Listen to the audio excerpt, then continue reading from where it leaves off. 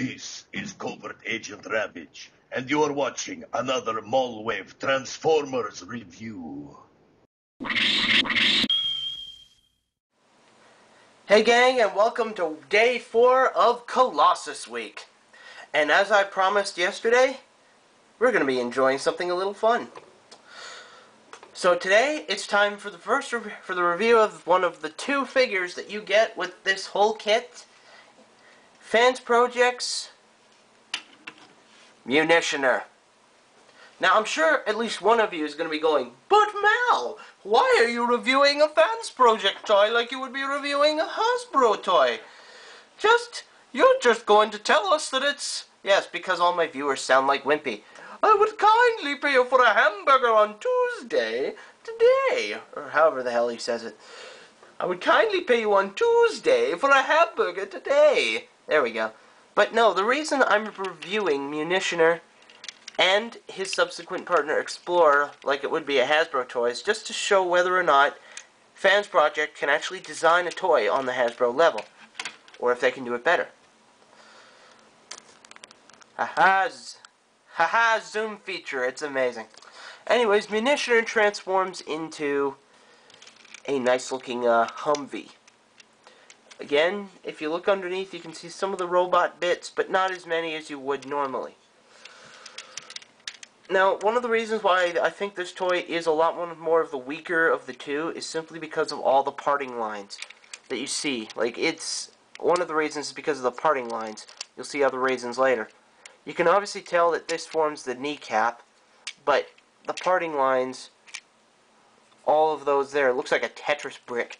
Then you have parting line here, here, all throughout here. You know, you have this giant connector port or this giant round piece at the back. Like, it doesn't look all that good as a vehicle, and that's one of the reasons why Universe Ironhide's vehicle mode did hit me the wrong way. Because I'm looking at it like, it looks like he was in a crash. And some people would argue that it does look like intentional battle, that it does kind of look like battle damage, but no. Otherwise, I will say, he rolls incredibly well compared to some of the other toys in this set. Especially Vortex, because he doesn't roll at all. Or Explorer. Whoa! Munitioner is also incredibly suicidal. Did I ever say that? But other than that, he's a truck. You know, just... That's it. So, I will give Fans Project Munitioner a 20 for vehicle mode. Again, a lot of parting lines. Nice truck. You know, it's got a little rotating gun on the top. That... it comes out. I wonder what that's for later. And other than that, it's just it's a truck. But it's time for the transformation sequence.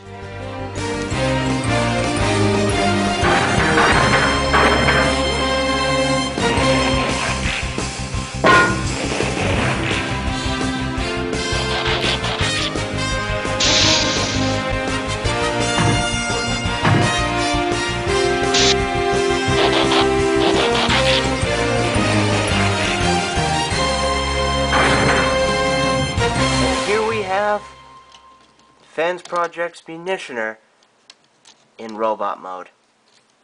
And what a nice robot mode it is. This is the reason. Now, this is the transformation and the robot mode are the main reasons why, while Explorer may be the better of the whole set, this is why he's still my favorite. You know, he's got a nice looking overall color scheme. He looks like what Swindle would look like. Gun. He's got a nice little gun there that we will stick into his hand now, just for an example. He's got a very nice head sculpt, if I can get the camera to focus, because this has been the bane of my reviews all week. Ah, hey! You know, very nice head sculpt. Would have liked if it was a visor. You know, Derek Wyatt was always complaining, saying, "Hey, that's not a visor." And otherwise, you know, overall, even the backpack is supported by these nice little heel spurs here. Because otherwise, if you didn't have them,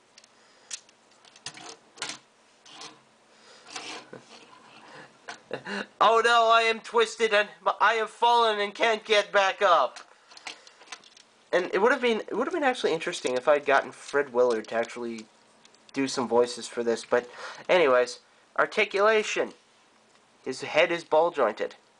His shoulders are ball jointed. And his shoulder, yeah.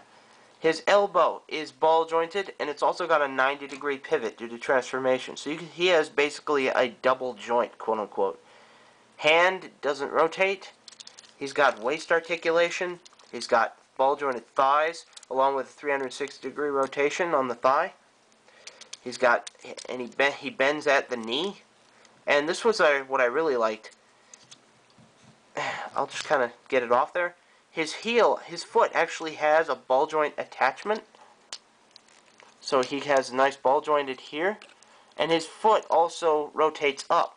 So you can have some really wide-legged stances if you really want to. That is all possible because, and that still makes him stable. Look.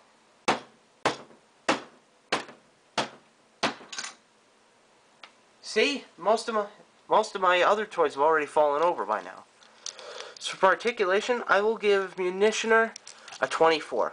He definitely deserves it, and Fans Project has done a great job in the engineering for the articulation of this guy. They've made a Scout and turned him into a given him deluxe class size articulation. Unfortunately, his gimmick is where it falters. Swindle becomes a foot. That's it. The only other gimmick that I can really say that really has saved him is the fact that most of the weapons available for Colossus have the 5mm peg. So I've just got some of them here, and you'll see them later. I'll just separate these into their smaller shotgun forms. And this is another reason why I do love the whole Colossus set, because everything involves some form of transformation. You know, just whoosh, whoosh, you know? But Swindle, the reason I like him is because, or not Swindle, Munitioner has a gimmick where his hands are basically the same size as most of the weapons. So you literally can arm him up.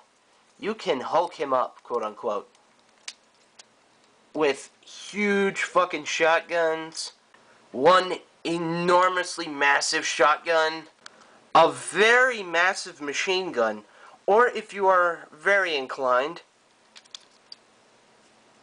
the biggest sniper rifle I've ever seen that can fit in the hand of a deluxe.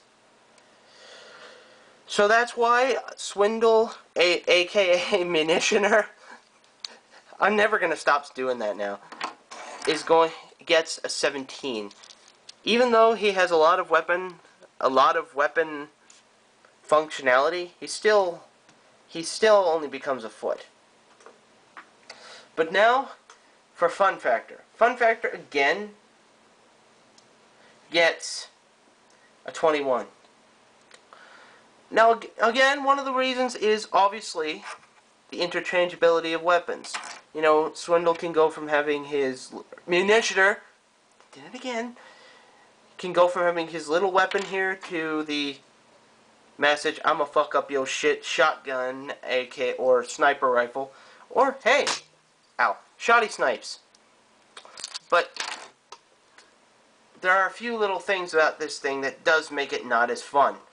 One, he's part of an $80 kit. So you basically, or not an $80, but an expensive kit.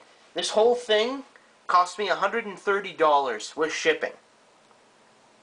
Divide that up in half, that's $65 each. No parent is going to buy this little guy for $65. Another reason is it says clearly on the box, 16 plus. These aren't intended for children.